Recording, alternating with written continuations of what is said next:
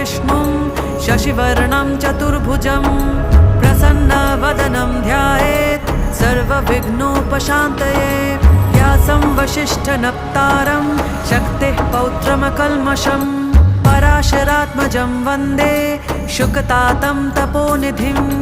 व्यासाय विष्णुरूपाय व्यासरूपाय विष्णवे नमो वै ब्रह्मनिधये वासिष्ठाय नमो नमः